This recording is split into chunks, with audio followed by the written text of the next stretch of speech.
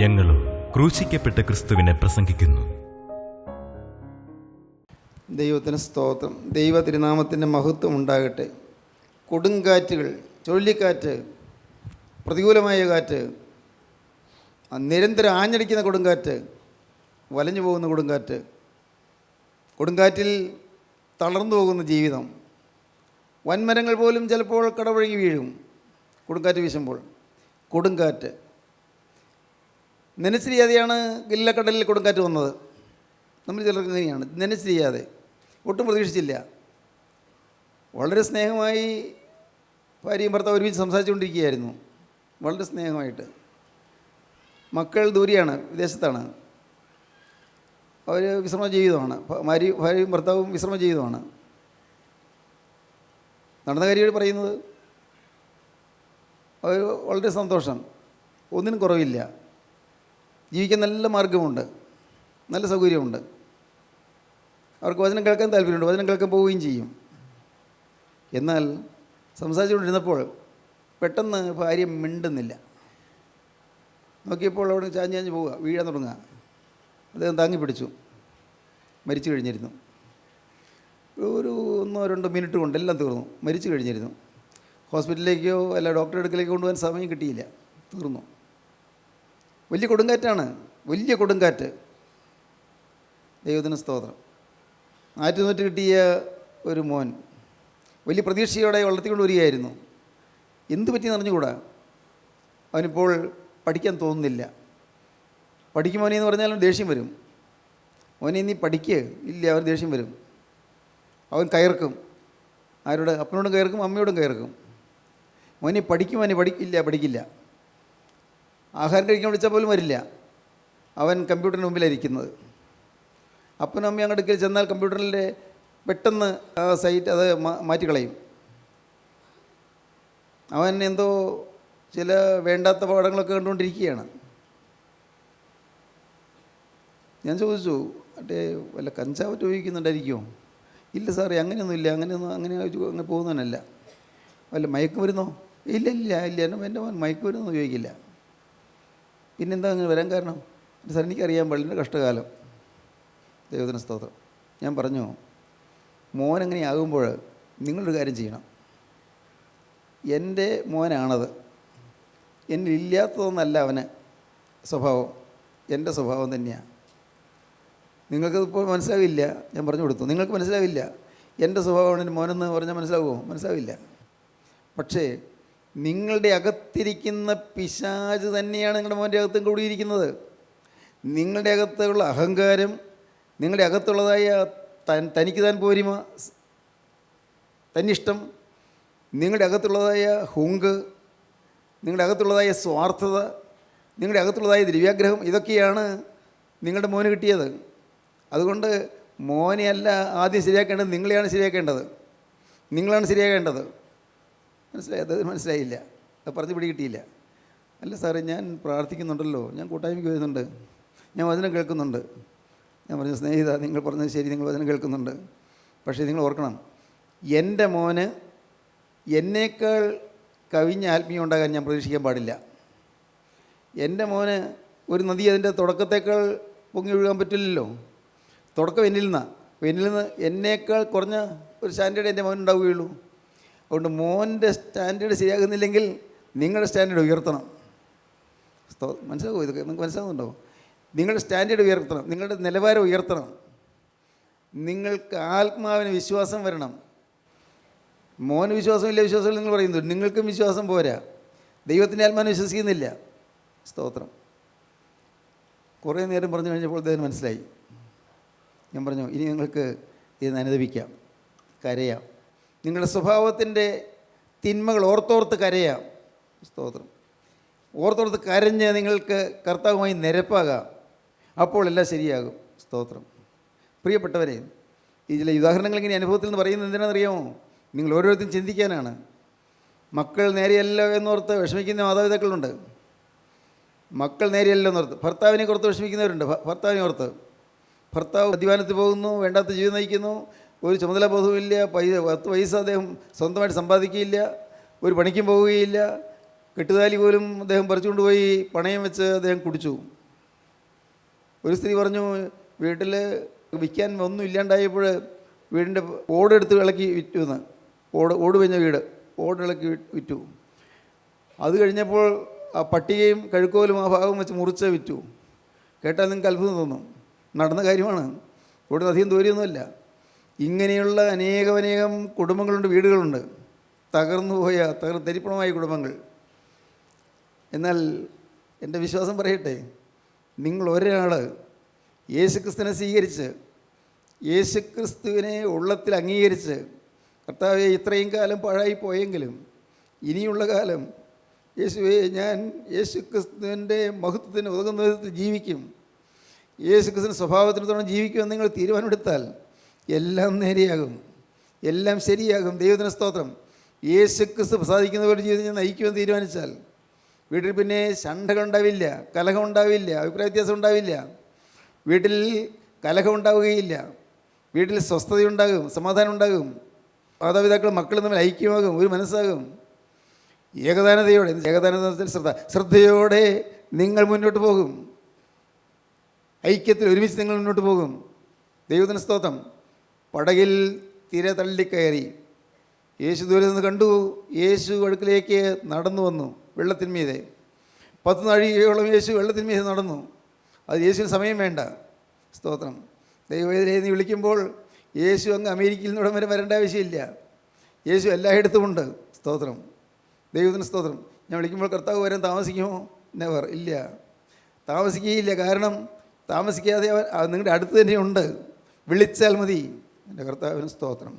വിളിച്ചാൽ മതി, അവൻ വിളി കേൾക്കും. വിളിച്ചാൽ വിളി കേൾക്കുന്ന ഒരു ദൈവം. സ്തോത്രം. സ്വർഗസ്ഥനായ ഞങ്ങളുടെ പിതാവേ എന്ന് വിളിക്കുമ്പോൾ വിളി കേട്ടുകൊണ്ട് ഓടി വരുന്നൊരു ദൈവം. ഇന്ന് വിളിക്കുന്നുണ്ടെങ്കിലും അപ്പൻ്റെ മോനല്ല, അതുകൊണ്ടാണ് കുഴപ്പം.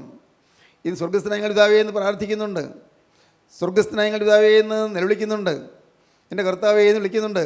പക്ഷേ ഹൃദയത്തിൽ യേശു വസിക്കാൻ ഇടവില്ല. സ്വർഗസ്ഥനായ പിതാവിൻ്റെ മകനായി തീരണം, മകളായി തീരണം. അപ്പൻ്റെ മോളായി തീർന്നാൽ മോൾക്ക് അപ്പനോട് ചോദിക്കാം, അപ്പൻ്റെ മോനായി തീർന്നാൽ മോൻ അപ്പനോട് ചോദിക്കാം, അപ്പ എനിക്ക് ഈ കാര്യം സാധിച്ചു തരണമല്ലോ, അപ്പോൾ ഈ പൈസയുടെ ഞെരുക്കം ഞാൻ എങ്ങനെയാണ് നേരിടുന്നത്, എനിക്കറിയാൻ വയ്യല്ലോ കർത്താവേ, എന്താ വേണ്ടത്? ദൈവത്തിന് സ്തോത്രം. കർത്താവേ, എൻ്റെ കുടുംബത്തിൽ ഐക്യം കിട്ടുന്നില്ല, എന്താ വേണ്ടത്, ഞാൻ എന്താ ചെയ്യേണ്ടത്? യേശുവിനെ വിളിക്കണം. ദൈവത്തിന് സ്തോത്രം. അപ്പൻ്റെ മോനായി തീർന്നുകൊണ്ട് വിളിച്ചാൽ മോൻ്റെ പ്രാർത്ഥന അപ്പൻ കേൾക്കും. അപ്പൻ്റെ മോളായി തീർന്നുകൊണ്ട് അപ്പൻ വിളിച്ചാൽ മോളുടെ പ്രാർത്ഥന അപ്പൻ കേൾക്കും. ഇന്ന് അപ്പൻ്റെ മോനല്ല, അപ്പൻ്റെ മോളല്ല, ഇന്ന് പിശാചിൻ്റെ മകനാണ്. കേട്ടാൽ നിങ്ങൾക്ക് വിഷമം തോന്നും. സത്യമായും നിങ്ങൾ പാവം ഇരിക്കുന്നിടത്തോളം നിങ്ങൾ പിശാചിൻ്റെ മകനാണ്. അതുകൊണ്ടാണ് പ്രാർത്ഥന കേൾക്കാത്തത്. പിശാചിൻ്റെ മകനായിരിക്കുന്നു. അവനെ കൈക്കൊണ്ട് അവർ നാമത്തിൽ വിശ്വസിക്കുന്ന ഏവർക്കും ദൈവമക്കളാകുവാനാണ് അധികാരം കൊടുത്ത്. മകനാകാനുള്ള മാർഗ്ഗം എന്താണ്? ദൈവമക്കളാകാനുള്ള മാർഗ്ഗം എന്താണ്? യേശുവിനെ കൈക്കൊണ്ട് യേശുവിൻ്റെ നാമത്തിൽ വിശ്വസിക്കുന്ന ഏവർക്കും ദൈവമക്കളാകുവാൻ അവൻ അധികാരം കൊടുത്തു. അധികാരം. നമുക്ക് ദൈവത്തിൻ്റെ മകനാകാം, ദൈവത്തിൻ്റെ മകളാകാം. സ്തോത്രം. ദൈവത്തിന് വലിയ നാമം മഹത്വപ്പെടട്ടെ. അപ്പൻ്റെ മോനായി തീരണം. അതൊരു വലിയൊരു അനുഭവമാണ്. ഒരു വീണ്ടും ജന്മം നടക്കണം. ഇതുവരെ ജനിച്ചത് അപ്പൻ്റെയും അമ്മയുടെയും മോനായിട്ട് ജനിച്ചു. ഈ ഭൂമിയിൽ അപ്പൻ്റെയും അമ്മയുടെയും മോനായി ജനിച്ചു, മോളായി ജനിച്ചു. എന്നിട്ട് ഇനിയൊരു ജന്മം നടക്കണം. അതെന്താണ്? പരിശുദ്ധാത്മാവിനായുള്ള ജന്മമാണ്. പരിശുദ്ധാത്മാവിൻ്റെ ജന്മം, അതിന് വീണ്ടും ജന്മം എന്ന് പറയുന്നു. പുതുജന്മം. ദൈവത്തിന് സ്തോത്രം. പുതുജന്മം, റീജനറേഷൻ, ബോൺ അഗെയിൻ എക്സ്പീരിയൻസ് എന്നൊക്കെ പറയും. പുതുജന്മം നാം അനുഭവിക്കണം. സഹോദരങ്ങളെ, ഞാൻ ചോദിച്ചു കൊള്ളട്ടെ, വിനയത്തോടെ ചോദിക്കട്ടെ, നിങ്ങൾക്ക് ഈ പുതിയ ജന്മം കിട്ടിയോ? വീണ്ടും ജന്മം പ്രാപിച്ചോ? യേശു ക്രിസ്തു അകത്തുണ്ടായതിനുള്ള ഉറപ്പ് നിങ്ങൾക്ക് കിട്ടിയോ? നിങ്ങളുടെ ജീവിതത്തിൽ യേശു ഉണ്ടോ? മനസ്സറിഞ്ഞൊരു ഭാവം വരികയിൽ നിന്ന് ഉറപ്പുണ്ടോ? ഞാൻ പുതിയ സൃഷ്ടിയായി എന്നുള്ള ഉറപ്പുണ്ടോ? ഇല്ല പ്രിയരേ, ഇല്ല. അതിന് കൂട്ടായ്മയിൽ നിന്ന് വരുന്നു. വചനം കേൾക്കുന്ന ഒരു ത്രില്ലാണ്, ശരിയാണ്. വചനം കേൾക്കുമ്പോൾ സുഖമുണ്ട്. വചനം കേൾക്കുമ്പോൾ പല ദുരാത്മാക്കൾ വിട്ടു പോകുന്നുമുണ്ട്. പക്ഷേ എന്ത് പറ്റുന്നറിയാമോ? ഈ പഴയ തുരുത്തി കൊണ്ടുവന്ന വചനം കേൾക്കുന്നത് പഴയ തുരുത്തിയിൽ പുതിയ വീഞ്ഞ് പകരുകയാണ്. പുതിയ വീഞ്ഞ് അത് പഴയ തുരുത്തിയിൽ പകരുമ്പോൾ ആ തുരുത്തി പൊളിഞ്ഞു പോകും, വീഞ്ഞ് ഒഴുകി പോകും. അതാണ് ഇവിടെ നിന്ന് പോയി കഴിയുമ്പോഴേക്കും കൃപ നഷ്ടപ്പെടുന്നത്. പലർക്കും ഇതൊന്നും മനസ്സിലാകുന്നില്ല. ഇത്രയൊക്കെ പറഞ്ഞാലും ആർക്കും പിടികിട്ടുന്നില്ല. പലരും ഇപ്പോഴെന്തോ ചിന്തിച്ചുകൊണ്ടിരിക്കുകയാണെന്ന് എനിക്ക് തോന്നുന്നു. കാരണം ആത്മാവ് അങ്ങോട്ട് ശക്തമായി വാദിക്കുമ്പോഴും ഇങ്ങോട്ട് തിരിച്ചു വരുന്ന വാക്കുകൾ പരിശുദ്ധാത്മാവിന് നേരെ ഇങ്ങോട്ട് വരുന്നു. നിങ്ങൾ എന്തെല്ലാമോ ചിന്തിച്ചുകൊണ്ടിരിക്കുകയാണ്. എല്ലാവരല്ല, ചിലർ എന്തെല്ലാമോ ചിന്തിച്ചുകൊണ്ടിരിക്കുന്നു. വീട്ടിലെ ചില കാര്യങ്ങളായിരിക്കാം, അല്ലെങ്കിൽ ഈ പറയുന്നത് പോലെ സാധിക്കുന്ന കാര്യമാണോ എന്നുള്ള അവിശ്വാസമായിരിക്കാം, എന്തൊക്കെയാണോ. നേരെ മറിച്ച് ഇത് തിരിച്ചു വരാതെ നിങ്ങൾ ഊറ്റിക്കെടുക്കണം, നിങ്ങൾ ഊറ്റിക്കുടിക്കണം. എൻ്റെ ദൈവത്തിന് സ്തോത്രം. തിരുവചനം ജീവൻ്റെ പാനീയം, സ്വർഗീയമായ അനുഗ്രഹത്തിൻ്റെ പാനീയം, അനുഗ്രഹത്തിൻ്റെ തേൻതുള്ളി നിങ്ങൾ ഇറ്റിറ്റ് കോരിക്കോരി കുടിക്കണം. കിട്ടുന്നത് കളയരുത്. ദൈവത്തിന് സ്തോത്രം. ദൈവത്തിന് വലിയ നാമം മഹത്വപ്പെടട്ടെ. എന്നും കിട്ടുകയില്ല ഇതുപോലെ ഈ തേൻതുള്ളി, എന്നും കിട്ടുകയില്ല. ദൈവത്തിന് സ്തോത്രം. എപ്പോഴും കിട്ടുകയില്ല. അത് ദൈവത്തിന് എന്തോ ഇന്ന് നമ്മോട് കരുണ തോന്നി തരുന്നതാണ്. ഇന്ന് പാവപ്പെട്ട എന്നോട് നിങ്ങളോട് കരുണ തോന്നി കർത്താവ് തരികയാണ്. യേശു ഇറങ്ങി വന്ന് സംസാരിക്കുകയാണ്. യേശു നിങ്ങളുടെ വേദന കണ്ട് സംസാരിക്കുകയാണ്. യേശു കടലിൻ്റെ അരിയിലേക്ക് നടന്നു വന്നു. ഭൂതമാണെന്ന് പേടിച്ചു. അവർ പേടിച്ച് നിലവിളിച്ചു. അടുത്ത വാക്യം. അവൻ കടലിൽ മേൽ നടക്കുന്നത് കണ്ടിട്ട് ശിഷ്യന്മാർ ഭ്രമിച്ചു. അത് ഒരു ഭൂതമെന്ന് പറഞ്ഞ് പേടിച്ച് നിലവിളിച്ചു. ഉടനെ യേശു അവരോട്, ധൈര്യപ്പെടുവീൻ, ഞാനാകുന്നു, പേടിക്കേണ്ട എന്ന് പറഞ്ഞു. അവർ പേടിച്ച് പറഞ്ഞു, ഞാനാണ്, പേടിക്കണ്ട. യേശു അവരെ ധൈര്യപ്പെടുത്തി, ഞാനാകുന്നു. അവർ ഞെട്ടലോടെ ശ്രദ്ധിച്ചു. ഇത് നമ്മുടെ കർത്താവിൻ്റെ ശബ്ദമല്ലേ ഇത്? യേശുവിൻ്റെ ശബ്ദമല്ലേ ഇത്? ഇത് ഞാനാകുന്നു, പേടിക്കേണ്ട. സ്തോത്രം. പ്രിയപ്പെട്ടവരെ, നിങ്ങൾക്ക് ധൈര്യമായി വരാം. ഇവിടെ ധൈര്യമായി നിങ്ങളുടെ സ്വന്തം കൂട്ടായ്മയായി, സ്വന്തം ഭവനമായി, സ്വന്തം കുടുംബമായി കാണാം. ദൈവത്തിന് സ്തോത്രം. ആരും പരിഭ്രമിക്കേണ്ട. നിങ്ങളിൽ നിന്ന് എന്തെങ്കിലും പ്രതീക്ഷിക്കുന്നില്ല, പൈസ പ്രതീക്ഷിക്കുന്നില്ല, നിങ്ങൾ സംഭാവന പ്രതീക്ഷിക്കുന്നില്ല, ആഗ്രഹിക്കുന്നുമില്ല. സ്തോത്രം. എൻ്റെ ദൈവത്തിന് സ്തുതി. നിങ്ങൾ സഭ മാറണ്ട, സമുദായം മാറണ്ട. നിങ്ങൾ പോകുന്ന പള്ളിയിൽ പോയിക്കൊള്ളൂ, പോകുന്ന സഭയിൽ, നിങ്ങൾ ചേർന്ന് നിൽക്കുന്ന സഭയിൽ ചേർന്ന് നിന്ന് അവിടെ ആ ചട്ടംകെട്ടുകളെ അനുസരിച്ച് നിന്നുകൊള്ളൂ. പക്ഷേ നിങ്ങളുടെ ഹൃദയം മാറും. ഇത് ഞാനാകുന്നു, പേടിക്കേണ്ട, പേടിക്കേണ്ട. ധൈര്യമായിട്ട് വരാം, ധൈര്യമായിട്ട് നിങ്ങൾക്ക് വരാം. നിങ്ങളെ കുഴിയിൽ ചാടിക്കുകയില്ല, നിങ്ങളാരെയും കെണിയിൽപ്പെടുത്തുകയില്ല. ആരും പേടിക്കേണ്ട. സ്തോത്രം. സഹോദരങ്ങളെ, ദൈവത്തിൻ്റെ വലിയ നാമം മഹത്വപ്പെടട്ടെ. ദൈവത്തിന് സ്തോത്രം. ചിലരെ കുഴിയിൽ ചാടിക്കാൻ സുവിശേഷത്തിൻ്റെ പേര് മറിഞ്ഞ് ചിലരുടെ വീടുകൾ തോറും വരും. സുവിശേഷത്തിൻ്റെ പേരിലാണ് വീട് തോറും വരും. കുടുംബ സന്ദർശനം നടത്തുന്ന വേറെ ചിലരുണ്ട്. അവർ പറയുന്നു, നിങ്ങളിപ്പോൾ പോകുന്ന കൂട്ടായിൽ പോകേണ്ട, ഞങ്ങളുടെ കൂടെ ഒന്നുകൂടി സ്ഥാനപ്പെട്ടാൽ മതി, അപ്പോഴേക്കും എല്ലാം ശരിയാകുമെന്ന് പറയുന്ന ആളുകളുണ്ട്. ഒന്നുകൂടി സ്ഥാനപ്പെട്ടാൽ മതി, എന്നാൽ നിങ്ങളുടെ രോഗം മാറും. ഒന്നുകൂടി സ്ഥാനപ്പെട്ടാൽ മതി, നിങ്ങൾ കടം മാറും എന്നൊക്കെ പറയുന്ന ആളുകളുണ്ട്. പ്രിയപ്പെട്ടവരെ, അങ്ങനെയുള്ള ആലോചനകൾക്ക് വഴിപ്പെട്ടു പോകരുത്. ദൈവത്തിന് സ്തോത്രം. അതാണ് പറഞ്ഞത്, നിങ്ങൾ എത്ര പ്രാവശ്യം ഇവിടെ വന്നാലും ഒരിക്കലും നിങ്ങളോട് സംഭാവന ചോദിക്കുകയില്ല. അത് ഞങ്ങളുടെ ഉദ്ദേശമല്ല. ദൈവത്തിന് സ്തോത്രം. ദൈവത്തിന് ഈ നാമം മഹത്വപ്പെടട്ടെ. സഹോദരങ്ങളെ, ഞാൻ എന്തിനാ എല്ലാ പ്രാവശ്യം പറയുന്നത്? അനേകരെ പുതുതായി വരുന്നവർക്ക് തെറ്റിദ്ധരിക്കുന്നുണ്ട്. ചിലരൊക്കെ തെറ്റിദ്ധരിച്ചിരിക്കുകയാണ്. ഇത് പൈസ ഉണ്ടാക്കുന്ന പരിപാടിയാണെന്ന് ചിലർ ധരിക്കുന്നത് ഉണ്ടായിരിക്കും. അങ്ങനെയുള്ളൊരു കാണുമായിരിക്കാം. പക്ഷേ ക്രിസ്ത്യൻ റോയൽ ഫെലോഷിപ്പ് പൈസ ഉണ്ടാക്കുന്ന പരിപാടിയല്ല. ഇവിടെ വേറെ ഒരു ഉദ്ദേശവുമില്ല. സ്തോത്രം. ഞാൻ പറഞ്ഞല്ലോ, എനിക്ക് സമാധാനം തന്ന യേശുവിനെ ഞാൻ എങ്ങനെ പ്രഖ്യാപിക്കാതിരിക്കും? എനിക്ക് ജീവിതത്തിൽ നാഥനായി വന്ന യേശുവിനെ ഞാൻ എങ്ങനെ വാഴ്ത്താതിരിക്കും? എൻ്റെ യേശുവിനെക്കുറിച്ച് ഞാൻ എങ്ങനെ പറയാതിരിക്കും? എന്നെ അനുഗ്രഹിച്ച യേശു, ദൈവത്തിന് സ്തോത്രം. സമാധാനം തന്ന യേശു, കുടുംബ സമാധാനം തന്ന യേശു ഞാൻ എങ്ങനെ വർണ്ണിക്കാതിരിക്കും? ദൈവത്തിന് സ്തോത്രം. വ്യക്തമായി പറയാം, യേശു വന്ന് അടുക്കലേക്ക് വന്നപ്പോഴേക്കും ആദ്യം ഒരു പേടിച്ചെങ്കിലും യേശുവിൻ്റെ ശബ്ദം കേട്ടപ്പോൾ അവർക്ക് മനസ്സിലായി, ഇന്ന് പേടിക്കേണ്ട, ധൈര്യപ്പെടുകയും ഞാനാകുന്നു, പേടിക്കേണ്ട എന്ന് പറഞ്ഞു. അപ്പോൾ പത്രോസ് പറയുകയാണ്, അതിന് പത്രോസ്, കർത്താവേ, നീ ആകുന്നുവെങ്കിൽ ഞാൻ വെള്ളത്തിന്മേൽ നിന്റെ അടുക്ക വരേണ്ടതിന് കൽപ്പിക്കണമെന്ന് പറഞ്ഞു. കർത്താവ് വെള്ളത്തിന്മേൽ നടക്കുന്നുണ്ടപ്പോൾ പത്രോസിൻ്റെ ഒരു ആഗ്രഹം, ഇത് കൊള്ളാമല്ലോ, വെള്ളത്തിന്മേൽ നടക്കുന്നത്, ഞാനും നടന്നാലെന്താ? ഒരാഗ്രഹം. യേശു നടന്നതുപോലെ നടക്കാനൊരാഗ്രഹം. എൻ്റെ ദൈവത്തിന് സ്തോത്രം. യേശു നടന്നതുപോലെ നടക്കാനൊരാഗ്രഹം ഉണ്ടോ? നിങ്ങൾക്കുണ്ടോ അങ്ങനെ? യേശു നടന്നതുപോലെ നടക്കാൻ, യേശുവിനെ പോലെ വിശുദ്ധനായി വിശുദ്ധിയിൽ വളർന്നു നടക്കാൻ, യേശുവിനെ പോലെ സ്നേഹം മാത്രമായി നടക്കാൻ ആഗ്രഹമുണ്ടോ? വിട്ടുവീഴ്ച ചെയ്യുന്നു, സ്നേഹിക്കുന്നു, ക്ഷമിക്കുന്നു, പൊറുക്കുന്നു, ദൈവത്തിന് സ്തോത്രം, മറക്കുന്നു എല്ലാം. ആരെങ്കിലും നിങ്ങൾ തിന്മ ചെയ്താൽ മറന്നു കളയുന്നു. ഇപ്പോൾ ഇത് കേട്ടിട്ടുണ്ടെങ്കിൽ സമയത്ത് ഞാൻ എളിമയോടെ നിങ്ങൾ പറയട്ടെ, നിങ്ങൾക്ക് ദ്രോഹം ചെയ്ത ആരെങ്കിലും ഉണ്ടെങ്കിൽ, നിങ്ങളുടെ ഹൃദയത്തിൽ പരിക്ക് പറ്റിയ വിധത്തിൽ നിങ്ങളോട് സംസാരിച്ച ആരെങ്കിലും ഉണ്ടെങ്കിൽ, നിങ്ങൾക്ക് ഹൃദയത്തിൽ വ്രണമുണ്ടാകുന്ന രീതിയിൽ നിങ്ങളോട് പെരുമാറിയ ആരെങ്കിലും ഉണ്ടെങ്കിൽ, അങ്ങ് കണ്ണടച്ചങ്ങ് ക്ഷമിച്ചേക്കൂ. നല്ലതാണ്. അങ്ങ് ക്ഷമിക്കൂ. പ്രിയപ്പെട്ടവരെ, ക്ഷമിച്ചുകള. കർത്താവിന് ആരെങ്കിലും നിങ്ങൾക്ക് ഉപദ്രവം ചെയ്തെങ്കിൽ, നിങ്ങളെ കളിയാക്കിയെങ്കിൽ, നിങ്ങളെ പരിഹസിച്ചെങ്കിൽ, നിങ്ങളെ കണ്ണുമടച്ചങ്ങ് ക്ഷമിച്ചേക്ക്. ദൈവത്തിന് സ്തോത്രം. എല്ലാം അങ്ങ് ക്ഷമിച്ചു കൊടുക്കൂ. അനുഗ്രഹം നോക്കു വരും. സ്തോത്രം. നിങ്ങളെ പരിഹസിച്ചവരുണ്ട്, നിങ്ങൾക്ക് ഉപദ്രവം ചെയ്തവരുണ്ട്, നിങ്ങളുടെ പ്രൊമോഷൻ തടഞ്ഞവരുണ്ട്, നിങ്ങളുടെ ഇൻക്രിമെൻ്റ് തടഞ്ഞവരുണ്ട്, നിങ്ങളുടെ ജീവിതത്തിൽ പലതരം ദുഷ്കൃത്യങ്ങൾ ചെയ്തവരുണ്ട്. കണ്ണടച്ച് ക്ഷമിക്കൂ. ദൈവത്തിന് സ്തോത്രം. ക്ഷമിച്ച് കളയുക. എന്തൊരാശ്വാസമാണെന്നോ ക്ഷമിക്കുമ്പോൾ കിട്ടുന്ന ആശ്വാസം. ക്ഷമിച്ച് അതെല്ലാം അങ്ങ് ക്ഷമിച്ച് കഴിയുമ്പോഴേക്കും വലിയൊരു ആശ്വാസം വരും. കർത്താവിൻ്റെ സാന്നിധ്യം കിട്ടുകയാണ്. സ്തോത്രം. നിങ്ങൾ ആരോടെങ്കിലും തെറ്റ് ചെയ്തെങ്കിൽ അത് നിങ്ങൾ ചെന്ന് മാപ്പ് ചോദിച്ചുകൊള്ളുക. ആൾ അറിയത്തക്കവണ്ണമാണ് തെറ്റ് ചെയ്തെങ്കിൽ നിങ്ങൾ ഉള്ളിൽ കൂടെ ചിന്തകൾക്ക് വേണ്ടി മാപ്പ് ചോദിക്കാൻ പോകണ്ട. നിങ്ങളുടെ ജീവിതത്തിൽ ആരെങ്കിലും നിങ്ങൾക്ക് ദ്രോഹം ചെയ്തു എന്ന് നിങ്ങൾക്ക് തോന്നുന്നുണ്ടെങ്കിൽ അവരോട് ക്ഷമിക്കണം. അല്ല, നിങ്ങൾ അവർക്കെതിരായി എന്തെങ്കിലും പറയുകയോ പ്രവർത്തിക്കുകയോ ചെയ്തെങ്കിൽ അതും മാപ്പ് ചോദിച്ച് നിരപ്പായിക്കൊള്ളണം. കടമൊന്നും ബാക്കി വെച്ചേക്കരുത്. ഒരു കടവും ഇരിക്കരുത്. സ്തോത്രം. ഒരു കടവും ഇരിക്കരുത്. കർത്താവിൻ്റെ വലിയ നാമമഹത്വം. ആരോടും കടപ്പെട്ടിരിക്കരുത് എന്ന് പറഞ്ഞാൽ എന്താണ്? ചെയ്യേണ്ടത് ചെയ്യാതെ ഒന്നും ബാക്കി വെച്ചേക്കരുത്.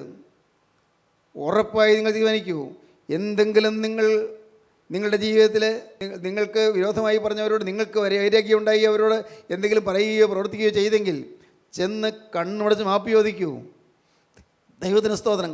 നിങ്ങൾ മാപ്പ് ചോദിക്കാൻ മടിക്കേണ്ട. കൊടുത്തു തീർക്കാൻ മടിക്കേണ്ട. കൊടുക്കാനുണ്ടെങ്കിൽ കൊടുത്തു തീർത്തോളണം. ഒന്നും ബാക്കി വെച്ചേക്കരുത്. എല്ലാം കൊടുത്തു തീർക്കുക. ദൈവത്തിന് സ്തോത്രം. ദൈവത്തിന് വലിയ നാമം മഹത്വപ്പെടട്ടെ. എന്തൊരു കൃപയാണെന്നറിയാമോ? അത് എന്തൊരു ശക്തിയാണെന്നറിയാമോ? എല്ലാം കൊടുത്തു തീർക്കുമ്പോൾ, അല്ലെങ്കിൽ എല്ലാം മാപ്പി ചോദിക്കുമ്പോൾ എന്തൊരു ശക്തിയാണ് ഇറങ്ങുന്നത്. ദൈവത്തിന് സ്തോത്രം. മക്കൾ അപ്പൻ്റെ അടുക്കൽ ചെന്ന് മാപ്പി ചോദിക്കണം. മക്കൾ അമ്മയുടെ അടുക്കൽ ചെന്ന് മാപ്പി ചോദിക്കണം. ഇവിടെ അങ്ങനെ ചോദിക്കേണ്ട ഒരു വല്ലൂടെ ഇരിപ്പുണ്ട്. അപ്പൻ്റെ നേരെ ധിക്കായത്തോടെ പെരുമാറിയവർ, അപ്പൻ്റെ നേരെ കോപിച്ചവർ, അപ്പൻ്റെ നേരെ കയ്യോങ്ങിയവർ ചെന്ന് മാപ്പ് ചോദിച്ചോളണം. വേഗം വേഗം മാപ്പ് ചോദിച്ചോളണം. ഒട്ടും വൈകരുത്. നാളെ പക്ഷേ ചോദിക്കാൻ അവസരം കിട്ടിയില്ലെങ്കിലോ? ദൈവത്തിന് സ്തോത്രം. മക്കളെ, ഒരിക്കൽ നിങ്ങളുടെ ജീവിതത്തിൽ സംഭവിക്കരുത്. മാതാപിതാക്കളെ ദ്രോഹിക്കരുത്, അവരെ വേദനിപ്പിക്കരുത്. കർത്താവിന് സ്തോത്രം. ദൈവത്തിന് വലിയ നാമം മഹത്വപ്പെടട്ടെ. ചിന്തിക്കൂ. നിങ്ങൾ ഓരോരുത്തരും ചിന്തിക്കൂ. ഭാര്യയെ ഉപദ്രവിച്ചവർ, ആ സാധു സ്ത്രീയെ മർദ്ദിച്ചവർ, ആ സാധു സ്ത്രീയെക്കുറിച്ച് ഇല്ലാത്ത ചിന്തിച്ചവർ, സംശയരോഗം, അവിശ്വാസം ഇതൊക്കെ വന്നവർ, മാപ്പ് ചോദിക്കൂ. സുബോധം കിട്ടട്ടെ നിങ്ങൾക്ക്. കുടുംബം ഐശ്വര്യമാകട്ടെ, മക്കൾ ഐശ്വര്യമാകട്ടെ. ദൈവത്തിന് സ്തോത്രം. പ്രിയപ്പെട്ടവർ, ഞാൻ ആ വാക്യം ഓർക്കുകയാണ്. മക്കളെ നിങ്ങളുടെ മാതാപിതാക്കന്മാരെ അനുസരിപ്പീൻ, സകലത്തിലനുസരിപ്പീൻ. നിനക്ക് നന്മയുണ്ടാകുവാനും നീ ഭൂമിയിൽ ദീർഘായുസ്സുടിപ്പാനും നിൻ്റെ അപ്പനെയും അമ്മയും ബഹുമാനിക്കുക എന്നത് വാഗ്ദത്തോടുകൂടി ആദ്യ കൽപ്പനയാകുന്നു. ഞാൻ ഭയത്തോട് പറയട്ടെ, മാതാപിതാക്കളോട് ധിക്കാരം പറഞ്ഞവർ, മാതാപിതാക്കളെ കൈയോങ്ങിയവർ, മാതാപിതാക്കളെ അടിച്ചവർ, അവർ അത് ദീർഘായുസ് കിട്ടുകയില്ല. ഓർത്തോളണം. ദൈവത്തിന് വചനം പറയുന്നത് നിനക്ക് നന്മയുണ്ടാകുവാനും ഭൂമിയിൽ നീ ദീർഘായുസ്സോടിരിപ്പാനും നിൻ്റെ അപ്പനെയും അമ്മയും ബഹുമാനിക്കുക എന്നത് വാഗ്ദത്തോടുകൂടി ആദ്യ കൽപ്പനയാകുന്നു. ആദ്യ കൽപ്പനയാണ്. നന്മ വേണമോ ദീർഘായുസ് വേണമോ മാതാപിതാക്കളെ ആദരിച്ചുകൊള്ളുക. അങ്ങനെയാണെങ്കിൽ അതിവേഗം മാതാപിതാക്കളോട് നിരപ്പായിക്കൊള്ളുക. ചെന്ന് വേഗം നിരപ്പായിക്കൊള്ളുക. വേഗം മാപ്പ് ചോദിച്ചുകൊള്ളുക. വേഗം കടിച്ച് കരഞ്ഞുകൊണ്ട് അപ്പാ ക്ഷമിക്കണമെന്ന് പറഞ്ഞുകൊള്ളുക. അമ്മേ എന്നോട് ക്ഷമിക്കണമെന്ന് പറഞ്ഞുകൊള്ളുക. ദൈവത്തിന് സ്തോത്രം. ദൈവത്തിന് വലിയ നാമം മഹത്വപ്പെടട്ടെ. സ്തോത്രം. യേശു ആണ് എന്നറിഞ്ഞപ്പോൾ പത്രോസിൻ്റെ ആഗ്രഹം, ഇനി കർത്താവേ ഞാൻ ഇതിൻ്റെ അടുക്കൽ വരട്ടെ, വായിക്കാം. കർത്താവേ നീ ആകുന്നുവെങ്കിൽ, കർത്താവേ നീ ആകുന്നുവെങ്കിൽ ഞാൻ വെള്ളത്തിന്മേൽ നിന്റെ അടുക്ക വരേണ്ടതിന് കൽപ്പിക്കണമെന്ന് പറഞ്ഞു. നീ ഒന്ന് അനുവദിച്ചാൽ മതി, ഞാനും വരാം അങ്ങോട്ട്. കർത്താവ് എനിക്കൊരാശ നീ നടന്നു പോലെ നടക്കാൻ.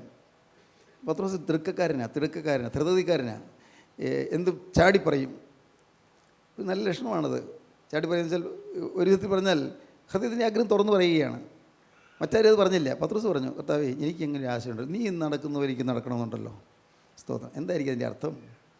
യേശു നടന്നതുപോലെ നടക്കേണ്ടതാകുന്നു. അവനിൽ ഈ പ്രത്യാശയുള്ളവൻ അവൻ നടന്നതുപോലെ നടക്കേണ്ടതാകുന്നു. യോഹന്നാൻ്റെ 1-ാമത്തെ ലേഖനം 2-ാം അധ്യായത്തിൻ്റെ ആദ്യത്തെ ഖണ്ഡികയിൽ അവൻ നടന്നതുപോലെ നടക്കേണ്ടതാകുന്നു. യേശു നടന്നതുപോലെ നടക്കണം. നമ്മുടെ പണമിടപാടുകളിൽ യേശു ആണെങ്കിൽ ഇത് ചെയ്യുമോ? നമ്മുടെ വരുമാനങ്ങളിൽ യേശു ആണെങ്കിൽ ഇത് വാങ്ങിക്കുമോ? സ്തോത്രം. സ്തോത്രം. ദൈവത്തിൻ്റെ വലിയ നാമം മഹത്വപ്പെടട്ടെ. സ്തോത്രം. എൻ്റെ കർത്താവിൻ്റെ വലിയ നാമം മഹത്വപ്പെടട്ടെ. ആരിൽ നിന്നും ഒന്നും ആഗ്രഹിക്കുന്നില്ല. ഒന്ന് മാത്രം, എൻ്റെ യേശുവിനെ സ്നേഹിക്കുന്നവരായിത്തീരണം. എൻ്റെ യേശുവിനെ സ്നേഹിക്കുന്നവരായിത്തീരണം. മതി.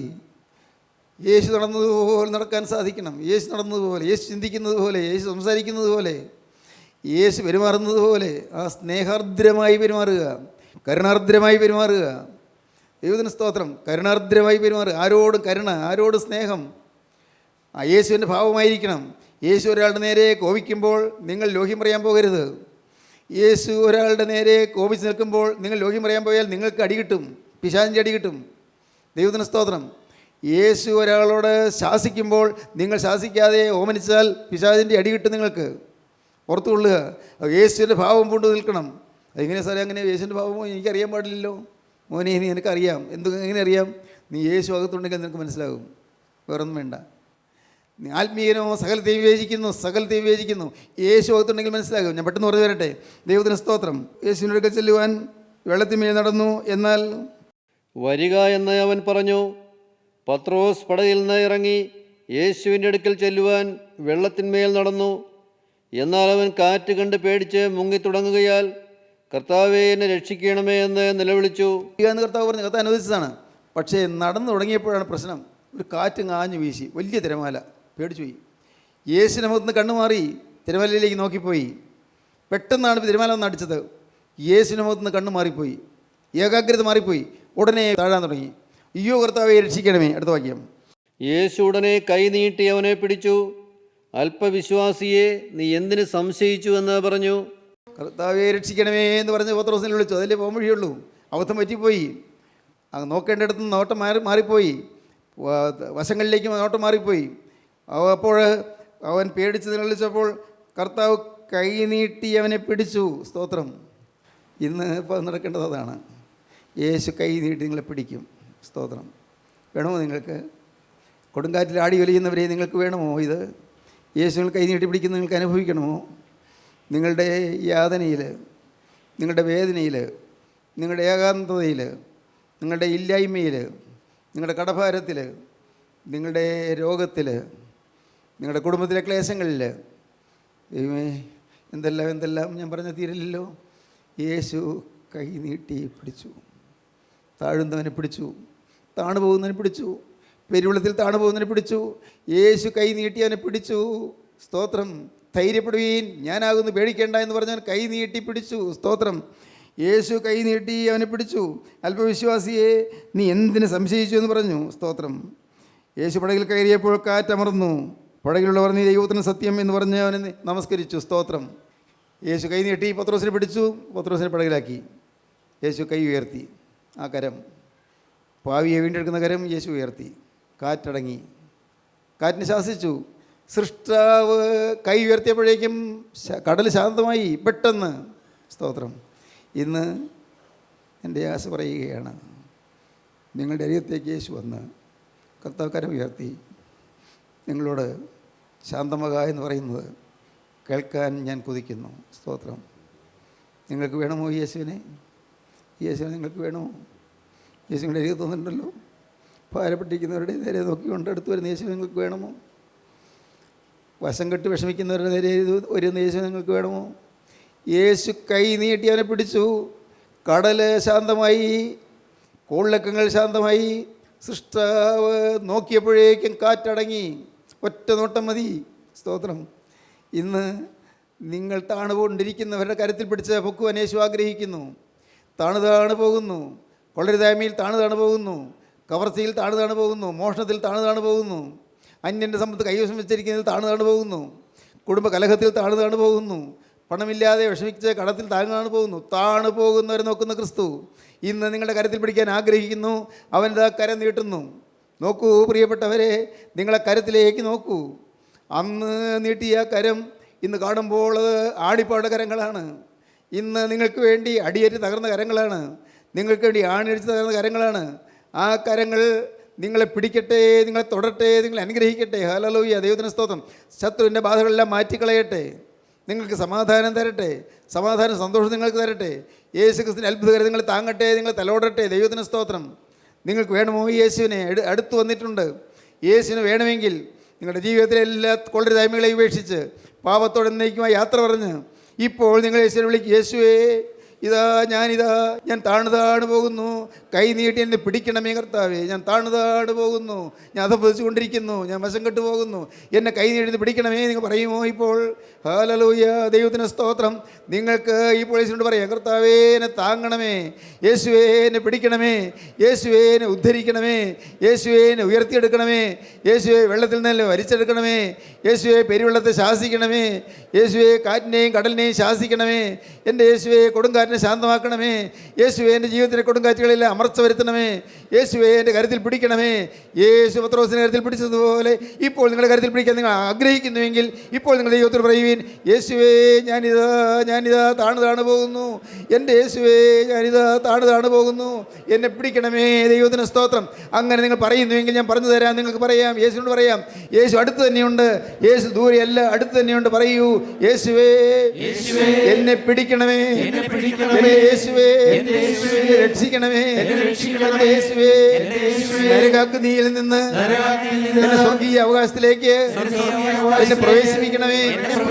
എന്റെ യേശുവേ, പിശാചിന്റെ മകനായ എന്നെ എന്റെ കർത്താവേ, എന്നെ മകനാക്കി തീർക്കണമേ, മകളാക്കി തീർക്കണമേ. എന്നെ അനുഗ്രഹിക്കണമേ. യേശുവേ, എന്നെ പിടിക്കണമേ.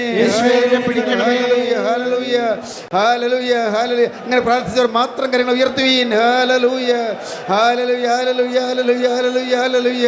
ജീവനുള്ള ദൈവമേ, കരുണയുള്ള കർത്താവേ, ഈ അത്ഭുത നിമിഷങ്ങൾക്കായി സ്തോത്രം. ഞങ്ങളുടെ ജീവിത പടകിൻ്റെ അരികിലേക്ക് അവിടെ നടന്നു വന്നതിനായി സ്തോത്രം. ഈ ഹൃദയത്തിലേക്ക് പ്രവേശിക്കുവാൻ അവിടുന്ന് കാലെടുത്ത് വയ്ക്കുന്നതിനായി സ്തോത്രം. ഞങ്ങളുടെ കരുത്തിൽ അവിടുന്ന് പിടിക്കുന്നതിനായി സ്തോത്രം. അപ്പോൾ ഇന്ന് തീരുമാനമെടുത്ത ഈ മക്കളെ അവിടുന്ന് അനുഗ്രഹിക്കണമേ കർത്താവേ. ഈ പ്രിയ മക്കളുടെ മേൽ തൃക്കരം വയ്ക്കണമേ കർത്താവേ. മനസ്സ് വിഷമിച്ചും ഭാരപ്പെട്ടും ആകുലച്ചത്തിലായിരിക്കുന്നവർക്ക് എൻ്റെ കർത്താവിൻ്റെ സമാധാനവും ശാന്തിയും പ്രദാനം ചെയ്യണമേ. എൻ്റെ കർത്താവ് ഈ സമയത്ത് കടന്നുപോയാലും നിത്യ സ്വർഗീയ രാജ്യത്തിലെത്തും എന്നുള്ളതായി പ്രതീക്ഷയും പ്രത്യാശയും ഒക്കെ നൽകണമേ. എല്ലാവരെയും അതിനുവേണ്ടി ഒരുക്കണമേ. യേശുക്രിസ്തുവിൻ്റെ പരിശുദ്ധമായ നാമത്തിൽ പ്രാർത്ഥിക്കുന്ന കൃപയോടെ കേൾക്കണമേ. ആമീൻ.